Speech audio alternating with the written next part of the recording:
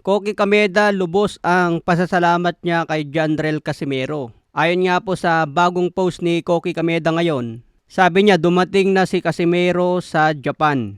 Noong nalagay sa alanganin ang event ngayong June 6, nagpadala si Casimero ng mensahe sa akin. Kung ikaw nga yung nagpadala ng mensahe at sinabi mong malalampasan mo ang mga pagsubok at matutuloy mo ito, sinabi ni Kameda na malaking bagay ang mga salitang ito dahil nagpalakas umano sa loob niya.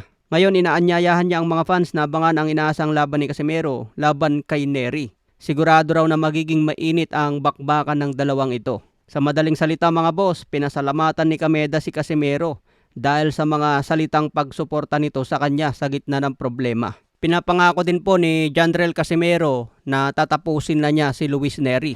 Papatunayan daw ni Casimero sa mga fans na meron pa rin siyang natitirang lakas. Kung manalo nga raw si Casimero dito, inaasahan niya na tataas ang kanyang rankings at mapalaban na sa mga elite fighters. Isang knockout nga po ang target nila Jandrel Casimero mga boss. Kapag tinamaan na raw ng solid si Nery, siguradong pugot ulo na. Pero sinasabi nga po ng mga fans, tinatamaan naman daw ni Casimero itong si Kameda dati. Pero hindi naman daw napugot ang ulo niya. So ibig sabihin kung nakayanan daw ni Kameda ang suntok ni Casimero, sigurado kakayanin raw ni Luis Nery ang banat nito.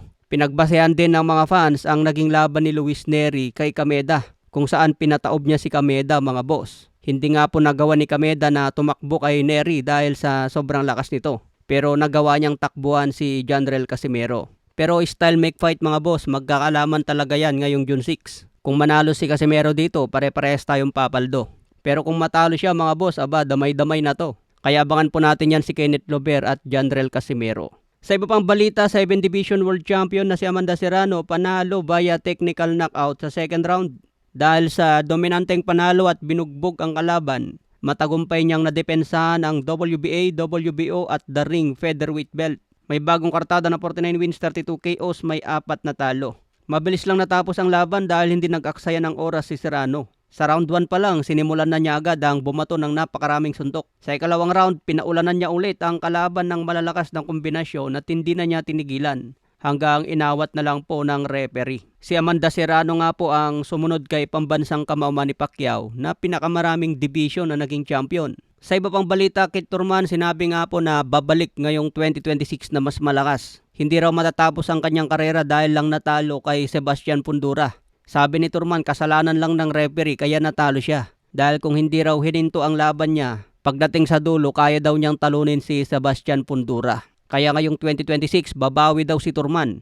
Gusto pa rin niya makalaban ang mga bigating champion sa super welterweight. Target daw niya sila Jaron Ennis, Xander Zayas at iba pang champion. Sa ibang banda, maraming fans ang nagsasabi na malulugi raw si Manny Pacquiao kay Floyd Mayweather. Dahil ngayon pa lang, batak na raw sa training si Mayweather. Samantala raw si Manny Pacquiao, pasulpot-sulpot lang ang kanyang training. Kaya pagdating daw sa kondisyon, parang mas batak si Floyd Mayweather. Dahil magkakaroon muna ng exhibition fight kay Zambidis bago niya harapin si Manny Pacquiao. Okay mga boss, abangan na lang po natin ang updates.